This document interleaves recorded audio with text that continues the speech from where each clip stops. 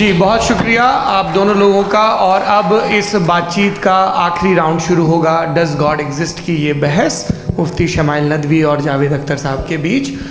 आप लोग अपने अपने हाथ ऊपर करेंगे, मैं यहाँ से तय करूँगा। और माइक हमारे पास है क्या? एक ही माइक है ऑडियंस के लिए? 2 माइक है, एक इस तरफ एक इस तरफ, ठीक है। तो जी सबसे पहले हमारी सहयोगी हैं मारिया शकील जी, पूछिए सवाल। थोड़ा सा रुकेंगे ताकि कैमरे का फ्रेम आप पर आ जाए, आपकी तो प्रैक्टिस है टीवी की। जी नदवी साहब, मैं खुदा को मानती हूँ, पहले मैं इसी प्रमाइस से शुरू कर रही हूँ और ये बता रही हूँ आपको, मैं मानती हूँ। लेकिन कुछ सवाल हैं जो जावेद साहब ने उठाया, उसका जवाब आपको देना चाहिए। पहला सवाल ये कि गज़ा में सालों से छोटे बच्चे मर रहे हैं, वो उनको अगर खुदा मर्सीफुल है, हम मानते हैं कि अल्लाह ताला में बहुत ताकत है, तो वो बच्चे क्यों मर रहे हैं? दूसरी बात ये कि अगर कंटिजेंसी की जो आप बात करते हैं, पूरे मुस्लिम ममालिक मिल कर के भी उन गज़ा के बच्चों को क्यों नहीं बचा पा रहे हैं? क्योंकि अगर वो चाहते, क्योंकि अल्लाह ताला उन पर हुकूमत करते हैं, सब पर हुकूमत करते हैं, तो वो उनको क्यों नहीं बचा? जी थैंक यू वेरी मच। बहुत अच्छा किया आपने इस चीज़ को जिक्र कर दिया, मैं इसको और अच्छे से एक्सप्लेन करने की कोशिश करता हूँ। देखें, जहाँ तक आपने कहा कि गज़ा के बच्चों को मारा जा रहा है, देखें 2 वर्ल्ड व्यू है, एक एथीस्टिक वर्ल्ड व्यू, एक थीस्टिक वर्ल्ड व्यू है। बच्चे मर रहे हैं दोनों वर्ल्ड व्यू में, लेकिन हमारा वर्ल्ड व्यू कह रहा है कि रिकॉम्पेंस है, ये कह रहे हैं कि उनका मरना बेकार जाने वाला है, कोई उसका रिकॉम्पेंस नहीं है, चूँकि इनके यहाँ आखिरत और अल्लाह का कोई तसव्वुर या गॉड का कोई तसव्वुर नहीं है। आपने ये सवाल किया कि गॉड मर्सीफुल है, क्यों नहीं रोकता? ये मैंने बताया कि ये मिसकंसेप्शन है लोगों के दरमियान कि गॉड को सिर्फ मर्सीफुल और ओमनीपोटेंट समझते हैं। गॉड के सिर्फ यही 2 एट्रीब्यूट्स नहीं हैं, गॉड के कई सारे एट्रीब्यूट्स हैं, उनमें से अल हकीम भी है, उनमें से ऑल वाइज भी है, ऑल नोइंग भी है। लिहाजा अगर इस दुनिया में किसी को तकलीफ आ रही है और गॉड उसको नहीं रोक रहा है, वो इसलिए नहीं रोक रहा है चूंकि इंसानों को फ्री विल दिया गया है। ठीक इसी तरीके से अगर एक डॉक्टर किसी छोटे बच्चे को इंजेक्शन लगा रहा है, उसे तकलीफ पहुंच रही है, उसके लिमिटेड पर्सपेक्टिव के एतबार से ये गलत हो रहा है और डॉक्टर बुरा है। लेकिन जब आप ब्रॉडर पिक्चर को देखेंगी, आपके और हमारे पास सिर्फ एक पिक्सल है, हमें इतना नज़र आ रहा है कि गज़ा में कत्ल हो रहा है, लेकिन इसके पीछे कितना रिकॉम्पेंस उनको मिलने वाला है, पूरा पिक्चर गॉड के पास है। तो एक पिक्सल से आप पूरे पिक्चर को कभी भी जज नहीं कर सकती। आप इसमें कुछ जोड़ना चाहेंगे? आपको कुछ बोलना है इसमें? भैया आपने बहुत अच्छा जस्टिफिकेशन दिया, या आप वो जो वहाँ के प्राइम मिनिस्टर इजराइल के उन्हें भेजिए, वो बहुत खुश होंगे। आप जस्टिफिकेशन दे देना कि अगर गॉड नहीं है तो बच्चे क्यों मर रहे हैं, आप बताएं। वो ये सवाल पूछ रहे हैं कि अगर आप ईश्वर का अस्तित्व नहीं मानते हैं तो उन बच्चों की मौत को आप कैसे इंटरप्रेट करते हैं? भाई ये दुनिया जो है, जो ताकतवर लोग होते हैं वो एक नाइंसाफ़ी करते हैं। तो ये अच्छा काम है आपके नज़दीक, तो नेचर नाइंसाफ़ी पे मबनी है। अरे मेरे भाई, आप नेचर की कहाँ बात कर रहे हैं, तो इंसान की बात। तो फिर जब मैं इंसान की बात कर रहा था, आप नेचर की बात करने लग गए। क्रॉस एग्जामिनेशन नहीं। हाँ, अब आप मुझे बोलने नहीं देंगे तो अलग बात है, आप बोलिए, मुझे कोई चीज़ जी नहीं, ये क्रॉस एग्जामिनेशन मुझे बोल तो लेने दीजिए जी। बोलिए क्या बात ये है कि ह्यूमन सोसाइटी तभी साथ में रह सकती है जब वो मोहब्बत से, एकता से, एक दूसरे के एहतराम करके रहे। इसके अलावा पॉसिबल नहीं है, अकेले तो इंसान रह नहीं सकता। वहाँ पर कुछ लोग हैं जो फाउल करते हैं, वो फाउल हमेशा से तारीख में होता आया है। आज ये हो रहा है, जो हो रहा है बहुत बुरा हो रहा है, बहुत जालिमाना है, बहुत जाबराना है।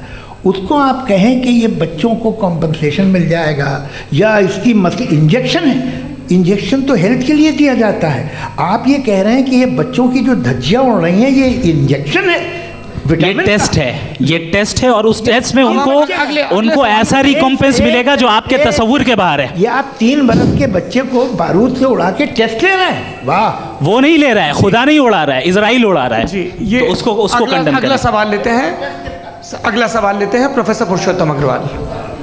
मुफ्ती साहब, एक निवेदन आपसे है कि कम से कम थोड़ा सा माइक क्लोज, एक रिलीजियस और फिलॉसफिकल कर मैम प्लीज। एक रिलीजियस और फिलॉसफिकल ट्रेडिशन है जो ब्रह्मांड को यानी यूनिवर्स को ही अंतिम मानती है। सर्वम खलु इदम ब्रह्मम, this is Chandogya Upanishad, and it completely rules out the existence और नेसेसिटी, आपके शब्दों में necessity of a creator, the creation itself is the creator. तो एक मिनट प्लीज। दूसरा जो सवाल आपने अभी, जो आप बार बार कह रहे हैं कि भगवान विद्वान भी है, वाइज, सब जानने वाला, तो अगर विजडम में दुनिया भर के पापों और अत्याचारों को बर्दाश्त करना शामिल है, तो फिर इसका मतलब ये हुआ कि अगर मैं फ्री विल से उसको अपोज करता हूं तो ईश्वर की विजडम और मेरी फ्री विल में कॉन्ट्राडिक्शन है। Because when I am opposing whatever is happening in Gaza, then I am opposing the God's will और गॉड्स विजडम। जवाब लेते हैं तो गॉड की विजडम में, एक मिनट सर प्लीज सर, ये एक जुमला, गॉड की विजडम है कि गाजा में जो कुछ हो रहा है वो हो रहा है, मैं उसका अपोज कर रहा हूं, तो मैं गॉड की विजडम के खिलाफ जा रहा हूं। एक सवाल। दूसरा ये, नहीं आपने दो ऑलरेडी, सर आप और सवाल कर लें, लेकिन मुझे दो जवाब दे सर, दें। पहले आपने ये कहा, सुनिए मेरी बात सुनिए। भाई इजराइल के गॉड के मुताबिक तुम्हारा ठीक हो रहा है ना? नहीं हो रहा है, ठीक नहीं हो रहा है, मैं बता रहा हूँ क्या हो रहा है। आप तशरीफ रखें, मैं बता रहा हूँ क्या हो रहा है। Let me complete please. एक सेकंड गाइस, एक सेकंड। ये देखिए, ऐसा है कि ये सब बड़ा आपस में विचार विमर्श के बाद ये तय हुआ था कि कुछ नियम बना लिए जाएं ताकि एक टाइम बाउंड बातचीत चले। और भाई साहब, आप बड़ा ज़रूरी काम कर रहे हैं, लेकिन कैमरे के फ्रेम में आके उस काम को गड़बड़ कर दे रहे हैं। ठीक है गुरु, अब मेरे को कहीं का गुस्सा कहीं निकालना था, सॉरी। नहीं, कोई गुस्सा नहीं है जी। तो प्रोफेसर ने सवाल पूछे, आप उनके जवाब दें, और थोड़ा ये सब लोग थोड़ा ख्याल रखें भाई, सवाल संक्षिप्त रखें जी। आपने दो सवाल किया। सबसे पहला ये कहा कि हमारे पास ये कॉन्सेप्ट है कि ये यूनिवर्स खुद नेसेसरी बीइंग है, creation itself is the creator. How irrational is this कि मैं एग्जिस्ट करूंगा बाद में, लेकिन अभी एग्जिस्ट कर भी रहा हूं, यानी एक ही टाइम में एग्जिस्ट भी कर रहे हैं, नहीं भी कर रहे हैं। This is not true. दूसरी चीज आपने कहा कि अगर इजराइल में, सॉरी माफ कीजिएगा, Israel doesn't exist, occupied Palestine में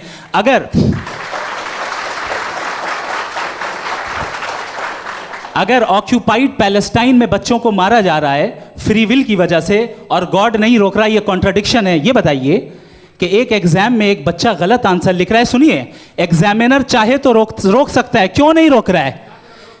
ये कॉन्ट्रडिक्शन है, ये कॉन्ट्रडिक्शन नहीं है। माइक नहीं सर, ये आपस में जी, ये क्या आपका सवाल?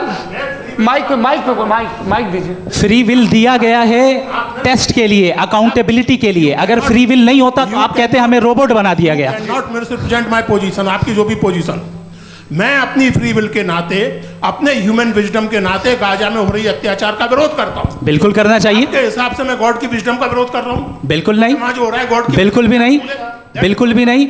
उसका वहां पर गाजा में कत्ल होना ये इंसानों के गलत इस्तेमाल का नतीजा है, फ्री विल के इस्तेमाल का नतीजा है। गॉड इसका हुक्म नहीं देता, उससे रोकता है। यही तो मसला है ना, आपके लिए कॉन्सेप्ट क्लियर? नहीं भाई, आपने तो बताया था इंजेक्शन लगाने से बच्चे को तकलीफ होती है, ये इंजेक्शन लगा। सर आप ऐसे रेटोरिक स्टेटमेंट दें तब तो कोई मसला नहीं समझते रहेंगे। This is a rhetoric statement, this is not a logical argument sir. I am sorry. आखिरी 30 मिनट बड़े मुश्किल होने वाले हैं जी। मुफ्ती साहब आगे बैठे हैं, इनको माइक दीजिए।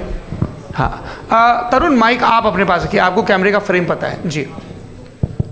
सबसे पहले दोनों को मुबारकबाद। एक सर अपना आप नाम बता दें। आप अमेरिका में शिकागो में रहते हैं, इतना मुझे याद है। बताया आप, यासिर नदीम अलवाजदी मेरा नाम है। जावेद सर, आपसे क्वेश्चन है इन्फिनिट रिग्रेस के ताल्लुक से। एक हाइपोथेटिकल सिनेरियो है, मसलन अगर आप सर माइक थोड़ा सा प्लीज क्लोज रखें। ओके जी।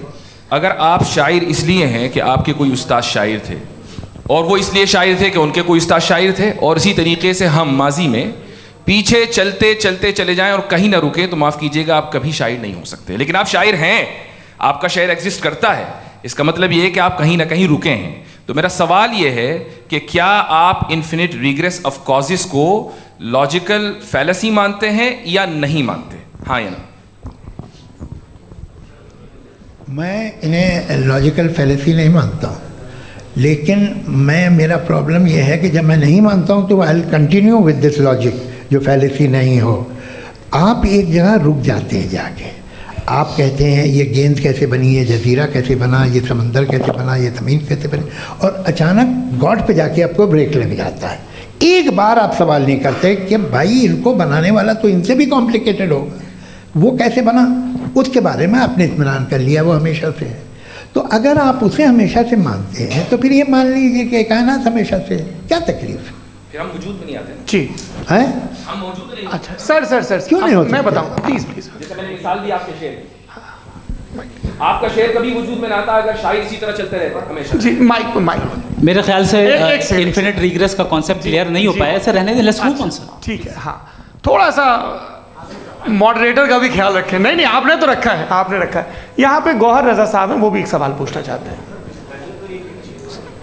माइक यार नीचे से ऑन कर दिए नीचे। पहले तो ये कह दूं कि मैं उन बच्चों से शर्मिंदा हूं जिनको गज़ा में कत्ल किया गया, क्योंकि हमारे होते हुए कत्ल किया गया। लेकिन उससे ज़्यादा शर्मिंदगी इस बात से हुई कि मुझे लगा कि मुफ्ती साहब उसको जस्टिफाई कर रहे हैं। बिल्कुल भी नहीं, आप बहुत ही गलत मुझे बात लगा मैं गलत हो सकता हूं। बिल्कुल गलत मैं है। सवाल पूछ रहा हूं। सवाल मैं देखिए, सवाल अगर पूछ रहा हूं। एक मैं जावेद भाई से डिसएग्री करता हूं। एक सेकंड देखिए, अगर देखिए ऐसा एक सेकंड आप सर वेट अरे आप कुछ मेरे पहले मुझे अपनी बात क्या लेने दीजिए।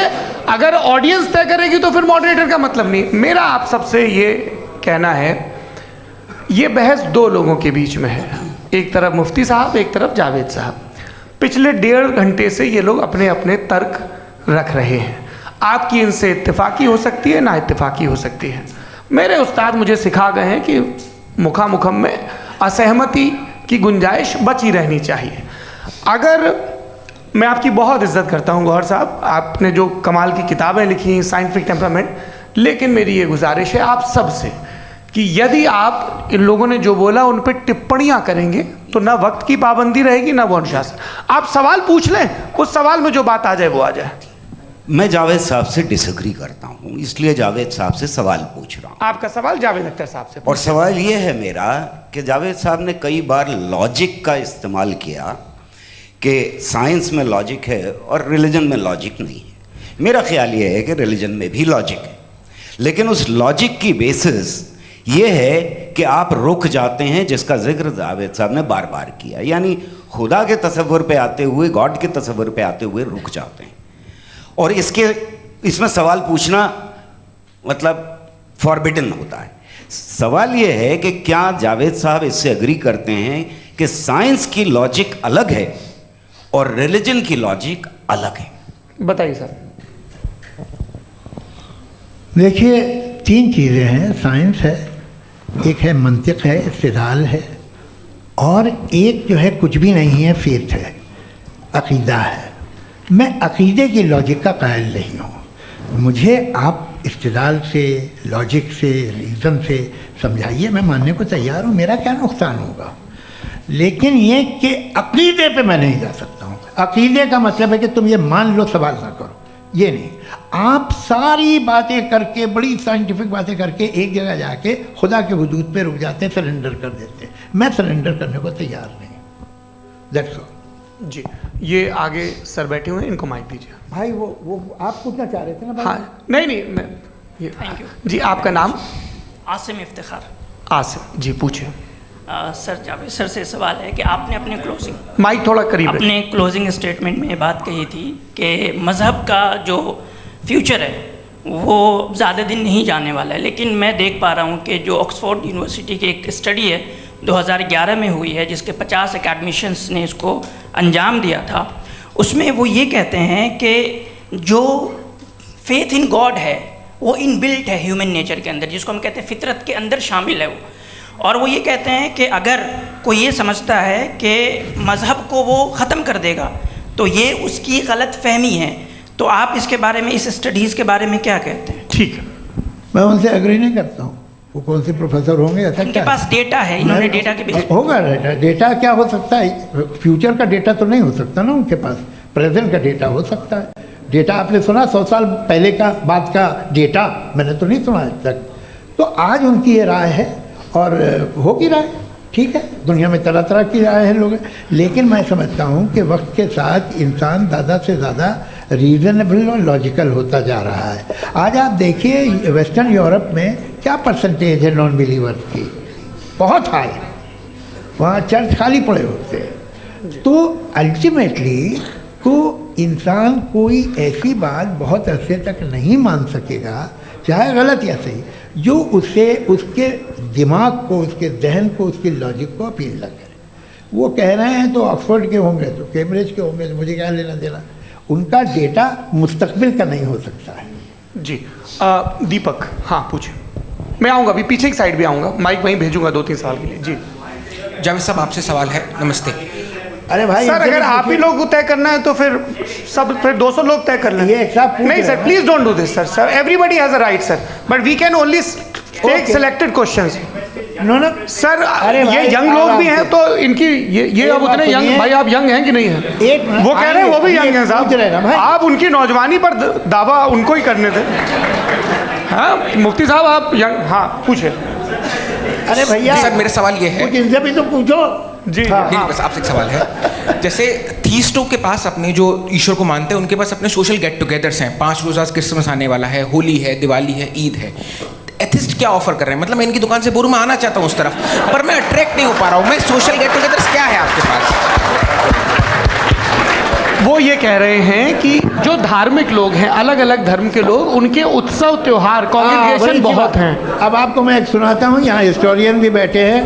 मृदुला जी आप बताइएगा सही है कि नहीं। ये एक कॉन्स्टेंटाइन, एक ग्रीक रोमन बादशाह था जो क्रिश्चियनिटी आने के 400 साल बाद उसने डिसाइड किया कि मैं क्रिश्चियन हो जाऊंगा, मेरी पूरी स्टेट कैंसिल हो जाएगी। उस ज़माने में ऐसे ही होता था, राजा जो धर्म इख्तियार करता था वो जनता भी कर लेती थी।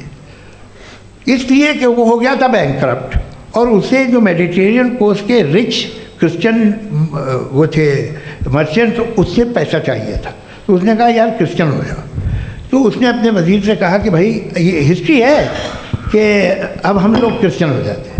पहले सर हो जाएंगे, कोई प्रॉब्लम नहीं है, लेकिन एक प्रॉब्लम ये है कि 17 दिसंबर से 25 दिसंबर तक जो पेगन फेस्टिवल होता, जो पेगन जो फेस्टिवल होता है वो बंद हो जाएगा, इसलिए कि हम क्रिश्चियन हो गए तो होगा नहीं। तो वो बच्चों को बहुत बुरा लगेगा, पब्लिक को बहुत इन्जॉय करते हैं, ख़ासतौर से 25 तो मेन डे। उसने कहा हाँ ये तो सही कह रहे हो। ये जीसस क्राइस्ट की पैदाइश कब थी? कहते साहब वो अप्रैल में थी। नहीं कट करो, वो 25 दिसंबर को है। ये हकीकत है जी। और 400 साल बाद क्रिश्चियनिटी के अप्रैल से दिसंबर ले आए, और इसलिए कि यहाँ पेगन फेस्टिवल होता था। अब मनाते हैं आप आराम से। ये जो सारे फेस्टिवल हैं ये रिलीजन से, हर एक को एक इंटरटेनमेंट डिपार्टमेंट चाहिए होता है अपनी कंपनी चलाने के लिए। तो ये रिलीजन ने, ये सेकुलर त्यौहार थे जिन्हें रिलीजन्स ने ले लिया है। ये मौसम के थे, फसलों के थे, किसानों के थे, उसको आपने लेकर रिलीजियस रंग दे दिया। ये कोई रिलीजन से थोड़ी आए आप। अच्छा हमें देखिए, हम तो मुल्द हैं, हम ईद मनाते हैं, हम दिवाली मनाते हैं, हम होली मनाते हैं, हम क्रिसमस मनाते हैं। बम्बई की फिल्म इंडस्ट्री की सबसे बड़ी होली हमारे घर में होती है, सबसे बड़ी ईद हमारे घर में होती है। वो हमारी सोशल वो है, हमारा हेरिटेज है। ऐसा थोड़ी है कि we will throw the baby along with the water. ये तो अच्छी चीज़ है, इन्हें रखो, जो बेकार है फेंक दो। जी हाँ हेलो जी, मेरा सवाल नादवी जी से है। जैसा कि आपने बोला कि गॉड टाइम के भी परे हैं, और गॉड इतनी कॉम्प्लेक्स चीज़ है कि उसे ह्यूमन माइंड समझ नहीं सकता, और गॉड ने अर्थ पे फ्री विल भी दे दी है। तो आप अपना वक्त ज़ाया क्यों कर रहे हैं गॉड के बारे में बात करके? अपन को तो बात करनी चाहिए कि सोसाइटी को बेहतर कैसे करें। जी, मैं गॉड वही बताता है सोसाइटी को कैसे बेहतर करें। अभी मैं आपका जवाब देता हूँ। आपने कहा कि टाइम पे वो एग्जिस्ट नहीं करता, सो नहीं, मेरा सवाल ये है कि जैसा आपने बोला कि गॉड बहुत ही कॉम्प्लेक्स चीज़ है। मैंने कहा ही नहीं कि कॉम्प्लेक्स है, तो आपके अल्फाज हैं। कॉम्प्लेक्स का लफ्ज गॉड के लिए सुइटेबल नहीं है। क्यों? क्योंकि कॉम्प्लेक्स वो चीज़ें होती हैं जो ऑब्जेक्ट हो। God is not an object जिसको आप इंस्ट्रूमेंट के जरिए लेबोरेटरी में जाके टेस्ट करें, oh it's very complex. No, वो कोई कार का इंजन नहीं है। मेरा वो फिलोसॉफिकली नेसेसरी बीइंग ऐसी बीइंग है जो सिंपल बीइंग है। हाँ, आप उसको मुकम्मल तौर पे उसकी तमाम हिकमतों को जान ले और हर चीज़ को जान ले, ये पॉसिबल नहीं है, क्योंकि वो ऑल वाइज है, आप ऑल वाइज नहीं है, और वो खुदा है, वो आपको सारी चीज़ें बता दे, ये ज़रूरी नहीं। मेरा सवाल ये नहीं था। मेरा सवाल ये था कि जब गॉड इतना परे है इस दुनिया से कि उसने अर्थ पे फ्री विल भी दी है, हम सब ह्यूमंस की फ्री विल है, और जो सोसाइटी में हो रहा है वो अपन लोग डिसाइड करेंगे, तो अपन लोग डिसाइड नहीं करेंगे ना, अपन लोग डिसाइड नहीं करेंगे। गॉड जो है, गॉड ने वो उसकी ज़ात, उसकी एग्जिस्टेंस टाइम एंड स्पेस से परे है, लेकिन वो हमारा टेस्ट ले रहा है और उसी गॉड ने हमें बताया कि तुम्हें क्या करना है क्या नहीं करना है, तो जाहिर है उस गॉड की बात सुनेंगे ना हम। जी, वो पीछे एक चश्मा लगाए जो मैम खड़ी हैं उनको दीजिए। हाँ आप जी जी बिल्कुल आएंगे। देखिए मैं कोशिश कर रहा हूँ सब तरफ जाने की। हाँ उनको दीजिए माइक जी। हेलो सर, मैं ओमनी प्रेजेंट नहीं हूँ, टाइम पाबंद हूँ और जहाँ तक कोशिश कर सकता हूँ करूँगा। जी अपना नाम बताइए। मेरा नाम उर्सुला है, मैं दिल्ली यूनिवर्सिटी की एक स्टूडेंट हूँ और मैं स्टूडेंट फेडरेशन ऑफ इंडिया से हूँ। मेरा सवाल मुफ्ती जी से है कि इस हॉल के इस कमरे में बैठ के हम लोग रेप की मोरालिटी के बारे में फिलोसफिकली बात तो कर सकते हैं, बट असलियत ये है कि रोज़मर्रा की ज़िंदगी में औरतें रेप के थ्रू गुजरती हैं और हम लोग सिर्फ नंबर्स पे इस तरह नहीं देख सकते, क्योंकि कितनी औरतें हैं इन कंट्रीज़ में जहाँ पे आप बता रहे हैं कि केसेस कम हैं जिनका एक्सेस है कि वो जाके केस फाइल कर सकें। कितनी औरतें हैं जो जिनको काम करने की आज़ादी है उन कंट्रीज़ में। यूरोप में ये आज़ादी आ गई, यूरोप में ये रूल्स आ गए, तो हम आज उसके बारे में बात कर पा रहे हैं। जी जवाब। आपने ये कहा कि कमरे में बंद होकर हम लोग इस पर फिलोसफिकली बात कर सकते हैं, लेकिन हकीकत में क्या हो रहा है, वो ग्राउंड लेवल पे क्या हो रहा है जो बहुत गलत हो रहा है और वो सफ़र कर रही हैं। आई एग्री, बहुत गलत हो रहा है और जो गलत हो रहा है उसको हमें रोकना है। और क्यों रोकना है, वो गलत क्यों है, हमारे पास इसका ऑब्जेक्टिव फाउंडेशन है, इनके पास उसका ऑब्जेक्टिव फाउंडेशन नहीं है। मैं ये कहना चाह रहा हूँ कि जहाँ पे भी जुल्म हो रहा है, जहाँ पे भी औरत पे जुल्म हो रहा है या उसकी इज्जत लूटी जा रही है या उसे तकलीफ पहुँचाई जा रही है, और सिर्फ औरत नहीं किसी इंसान के ऊपर भी जुल्म हो रहा है, तो उसके खिलाफ खड़ा होना, ये मॉरलिटी हमारे पास गॉड के पास से आई है। वरना जावेद साहब तो कह रहे हैं कि जो है मेजॉरिटी डिसाइड करेगी, तो मेजॉरिटी तो कभी भी बदल सकती है। क्या आप हाँ। ये थोड़ी सी आपको गलतफहमी है। मैं अगर मेरे जुमले से ये मदनत निकला या मैंने कहा तो ये जुमला मैं वापस लेता हूँ, ये मेरा मतलब ही नहीं था कि मेजॉरिटी डिसाइड करेंगे। मेजॉरिटी डिसाइड करे तो दुनिया में बड़ी वैसे आपने कहा था ये जुमला। अच्छा हो सकता है, मैं मान रहा हूँ, बाद में रिकैप कर लेंगे। अरे एक सेकंड मैं अपनी एक्सप्लेनेशन देता हूँ। मुनासिब बात यह है कि हम सब के सब दिल में जानते हैं कि क्या अच्छा है क्या बुरा है, हमें पता है अच्छी तरह से। जो लोग बुरे काम करते हैं उन्हें भी मालूम अच्छा क्या है। यही तो सवाल था हजरत कि फिर ये मोरालिटी आई कहाँ से? Cross examination. हाँ जी हाँ। मोरालिटी साथ रहने की डिजायर से आई, यानी साथ रहकर जो कुछ कह दे जो कुछ कर दे वो हो जाएगा? नहीं नहीं, तो आप कायदे से रह ही कर सकते हैं जब तक लोगों में मोरालिटी हो, वरना क्यास हो जाएगा। ये आपको कैसे पता? जी हमने देखा ना जहाँ मोरालिटी का क्यास हो गया, हम देखते हैं। कहाँ पे देखते भाई? दुनिया में। आप जो कह रहे हैं आप अभी कहीं पे अगर गलत हो रहा है इस बहस तो के उसको बाद आप में गलत देखिए। आप एपिस्टेमोलॉजी की बात कर रहे हैं, मैं ओंटोलॉजी की बात कर रहा हूं। मैं इस बहस के बाद आप दोनों लोगों को चाय पे होस्ट करूंगा, वहां पे क्रॉस एग्जामिनेशन कर लीजिएगा। अभी ऑडियंस का हक मार रहे हैं आप लोग भाई, सर जस्ट लोग हैं आप लोग। और ये भाई ये एक हाँ उधर आएंगे जी सर आएंगे। अच्छा सर मेरा नाम लईकुर रहमान है और मैं अलीगढ़ मुस्लिम यूनिवर्सिटी का स्टूडेंट हूँ। और जहाँ तक मुझे पता है कि sir you are also product of Aligarh Muslim University. मैं भी उसी चमन का बुलबुल। हाँ सर, तो बहुत खुशी हुई मुझे जान करके कि मैं आपसे मिलूँगा। सवाल सर मेरा सवाल यह है, सर सैयद अलैहिर्रहमा का नज़रिया यह था कि खुदा के वजूद को अक़ल के दायरे में रह कर के तलाश करना, न कि पूरी तौर से उसका इनकार कर देना। Sir how will you define it? नहीं तो ये तो आप इन्हें बताइए। ये सवाल आपसे खुदा का वजूद साबित कर रहे हैं। नहीं तो सर आपने इनकार कर रखा है, इस वजह से मेरा क्वेश्चन। उन्होंने यही सर से एक सेकंड, सर सैयद ने यही कहा ना कि अक्ल से आप खुदा के वजूद को साबित नहीं कर सकते, यही कहा ना भाई। वो उन्होंने कहा कर सकते हैं और वो कर दिया गया आज। वो फोन दो। तलाश करना या साबित करना अक्ल से अक्ल से नहीं हो सकता। अरे सवाल तो सुन लीजिए जी। अक्ल से नहीं हो सकता है, यही कहा ना आपने। अक्ल से हो सकता है। अरे वो यही कह रहे हैं भाई, आप बता रहे हो सकता है, वो तो कुछ और। आप अगर सर देखो नौजवान फोन ले लो, वो इतनी कमाल की यूनिवर्सिटी है। अरे भाई दे दो जरा एक मिनट, दे दो भाई मेरी बात सुनो, माइक पे बोलो ताकि जो लाखों लोग देख रहे हैं। माइक दे दो ना। अरे देंगे ना माइक, तुम ठहरो तो। हाँ सर मेरा सवाल ये था कि सर सैयद अलैहिर्रहमा का एक नज़रिया था अपना कि खुदा का जो वजूद है उसको अक़ल के दायरे में रह करके तलाश करना है, न कि पूरे तौर से इनकार कर देना है। ये उनका कॉन्सेप्ट था। लेकिन मेरा सवाल ये है कि आप इसको कैसे डिफाइन करते हैं, एक्सप्लेन कैसे करेंगे, मैं आपसे जानना चाहता हूँ, क्योंकि you are the product of Aligarh Muslim University. मुझे अक़ल के दायरे में रख के मैंने बहुत तलाश की, मुझे मिला नहीं। हाँ, ये इधर उधर वो चश्मा लगाए जो, हाँ उनको दे दीजिए। जी जी फटाफट पूछिए, बस 5 मिनट है, 5 मिनट में खत्म हो रहा है। हाँ अस्सलाम वालेकुम मुफ्ती साहब। एंड मेरा सवाल जावेद अख्तर साहब से। क्या नाम है आपका? अरे भैया सब मुझे तो पूछ रहे हो। फैज पूछिए फैज साहब। तो मेरा सवाल ये है कि अभी जो एथियस्ट है वो problem of evil argument use कर रहे हैं अगेंस्ट मुस्लिम्स, राइट? कि इस दुनिया में इतना सारा ईवल है और अगेंस्ट मुस्लिम तो यहाँ अगेंस्ट थियस्ट। हाँ थोड़ा सा करेक्ट कर लीजिए भाई, पूरी मशक्कत ही इसी बात की थी कि किसी एक मजहब पे बात न टिके। जी, तो बेसिकली ये आर्ग्यूमेंट ऐसा है कि इस दुनिया में इतना ज़्यादा ईवल एग्जिस्ट करता है और अगर एक ऑल गुड गॉड है तो वो रोकता क्यों नहीं है? लेकिन इस सवाल में एक हिडन अजम्पशन ये है कि इस दुनिया में ईवल एग्जिस्ट करता है। अब एथियस्ट ये कैसे ऑन्टोलॉजिकली प्रूव कर सकते हैं कि इस दुनिया में ईवल एग्जिस्ट करता है? मैं आपको बताता हूँ, थोड़ा सा समझा। नहीं सर, हम लोग इनको सुनने आए। नहीं please don't do that. I want to explain ontologically. नहीं हम समझ गए सर, इनको अब जवाब देने दीजिए। अच्छा सवाल पूछ लो। मैं अभी तक क्या था वो मैं थोड़ा सा ऐड ऑन कर लेता हूँ। तुम गुरु, तो हम जब इसका राउंड 13 करेंगे ना तब तुमको स्टेज पे बिठाएंगे। जी तो हाँ जल्दी से। तो देखिए एथियज्म के हिसाब से सब कुछ रैंडमली बन गया है, सब कुछ एटम्स और मॉलिक्यूल्स है। एक पत्थर में और मुझ में सिर्फ इतना फर्क है कि हम लोग एटम्स और मॉलिक्यूल्स का अलग अलग रीअरेंजमेंट है। अब एक पत्थर को कोई इंसान तलवार से 2 टुकड़ों में काट दे या मुझे, according to atheism it is same. There is no evil and good according to atheism.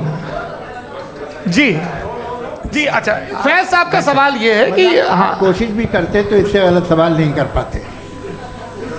एक लाइफ फॉर्म है और लाइफ फॉर्म में फीलिंग्स हैं, मतलब लाइफ फॉर्म सुनता है, देखता है, टेस्ट कर सकता है, फील कर सकता है।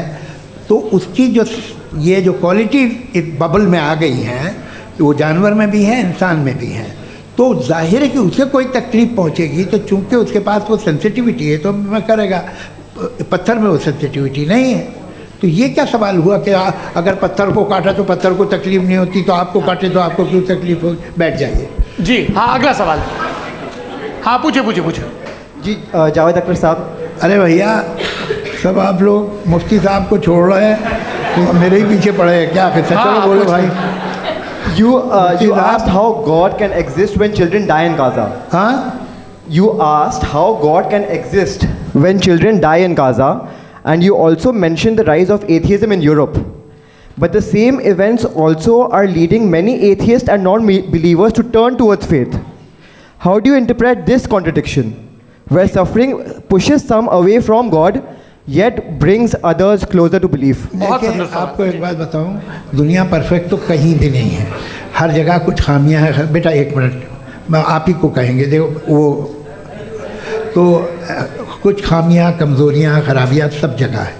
लेकिन अगर देखोगे ईमानदारी से कि दुनिया सबसे ज़्यादा महज़ब कहाँ है, एक आम शहरी को कहाँ हुकूक हासिल हैं, वो बोल सकता है, अपनी मर्ज़ी से काम कर सकता है, अपनी मर्ज़ी से राय दे सकता है, हुकूमत के ख़िलाफ़ बोल सकता है, बरसरे इक़्तिदार लोगों के बारे में बोल सकता है, सरमायादारों के ख़िलाफ़ बोल सकता है। तो आपको ये स्कैंडिनेवियन कंट्रीज़ में मिलेगा, वेस्टर्न यूरोप में मिलेगा। मैं नहीं कह रहा वो परफेक्ट है, बिल्कुल नहीं, वहाँ बहुत ख़राबियाँ भी हैं, परफेक्ट तो कोई।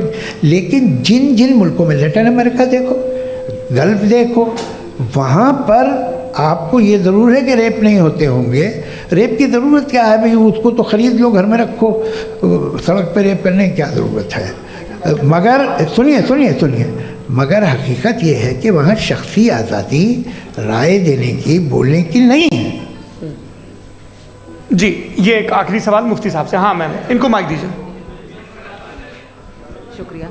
मेरा नाम मनीषा है, मैं हरियाणा से आई हूँ। मैं मुफ्ती साहब से एक बात पूछना चाहती हूँ। आप बार बार जावेद साहब को कॉन्ट्राडिक्ट तो कर रहे हैं कि आपने ये कहा, लेकिन आप भी अजम्पशंस के बेसिस पे बात कर रहे हैं। आपने खुदा के होने का कौन सा प्रूफ पेश किया है, खुदा की एग्जिस्टेंस का? अब इस सवाल को अलग रहने दीजिए, कौन एथीस्ट है कौन नहीं है। और दूसरी बात जो आपने एक छोटी सी कही थी कि ये फ्री विल का इस्तेमाल करता है इंसान अपनी, लेकिन इस फ्री विल का इस्तेमाल में मतलब खुदा ने ये दे दी सबको ये इजाज़त कि वो कितना घिनौनापन और कितने ज़्यादा ख़राब से ख़राब तरीके इस्तेमाल कर सकते हैं। जवाब सुनते जी। आप फ्री विल को मानती है ना, या अब कहती है कि फ्री विल नहीं है ना, मानती है ना? तो अब आपके पास इसका कोई एक्सप्लेनेशन नहीं है कि अगर एक इंसान उस फ्री विल का इस्तेमाल करके गलत काम कर रहा है और बच के अच्छी ज़िंदगी गुजार के निकल जा रहा है, उसका कोई रिकम्पेंस नहीं है। हमारे वर्ल्ड व्यू में जो इंसान गलत काम कर रहा है उसको भी रिकम्पेंस यानी उसका बुरा बदला मिलना है, और जो सही काम कर रहा है उसको सही बदला मिलना है। लिहाजा जो फ्री विल है वो इस तरीके से है कि एक लिमिटेड टाइम तक खुदा ने मोहलत दी है। ऐसा नहीं कि छूट दे दी, जो करना है करते रहो हमेशा। वक्त आएगा जब एग्जाम का टाइम खत्म होगा तब रिजल्ट आएगा, दौराने एग्जाम जबरदस्ती आपको नहीं बताया जाएगा। अरे भाई एक सेकंड, जी एक सवाल मुफ्ती साहब से मेरा, सर मैं मुफ्ती साहब से जी हाँ रुक जाइए, आपसे फोन, आप इसके बाद आपसे यही रहेंगे वो। हाँ बोलिए। मैं मुफ्ती साहब एक ही सवाल करता हूँ कि अगर जो हो रहा है फ्री विल से हो रहा है और एक दिन बरोज़ क़यामत इंसाफ होगा मैशर में वगैरह वगैरह, तो दुआ क्यों मांगते हैं लोग? दुआ मांगते हैं इसके मतलब है अभी भी उसने ये डिपार्टमेंट रखा है कि मैं रोज़मर्रा की ज़िंदगी में बिल्कुल बिल्कुल ही कैन। तो तुम कैन हो, तुम मुझे नौकरी दिला देते हो, मेरे बेटे को ग्रीन कार्ड दिला देते हो, और 45,000 बच्चे मरते हो उन्हें रोकते नहीं हो। नहीं तो क्या आप ये कह रहे हैं कि इस दुनिया में जालिमों को कभी पकड़ ही नहीं होती है? अरे जो भी पकड़ होगी वो बच्चे रोते हैं। बिल्कुल, देखिए मैंने अपने ओपनिंग स्टेटमेंट में यही कहा था कि जनाब जावेद साहब सिर्फ इमोशनल आर्गुमेंट देंगे। This is an emotional argument. ये छोटे मोटे इसके पीछे का रीजन मैंने बताया क्या है। देखिए मैं बार-बार यहाँ पर मंच से आप लोगों को सज्जनों इसलिए कह रहा हूँ ताकि थोड़ा सा आपके कॉन्शियंस पे जोर रहे कि आपको ऑर्डर बचा के रखना है। वक्त तय हुआ था, ये वक्त पूरा हुआ, आपने इतने धैर्यपूर्वक सुना, मैं आप सबका बहुत बहुत शुक्रगुजार हूँ। यदि इन दोनों विद्वानों की इच्छा होगी तो कभी हम इस बातचीत का राउंड 2, राउंड 3, यही तो देखिए खूबी है इंसान की कि बहस मुबाहसे में वो पड़ा रहता है। आप लोगों ने बड़े धैर्य का परिचय दिया, बहुत बहुत शुक्रिया। इसी के साथ ये बातचीत यहाँ पे समाप्त होती है। आप लोग को मैं एक बात बता दूँ, ये सारी बहस हो गई, अब मुफ्ती साहब और बड़े मुफ्ती साहब इन सब के साथ मैं खाना खाने वाला हूँ।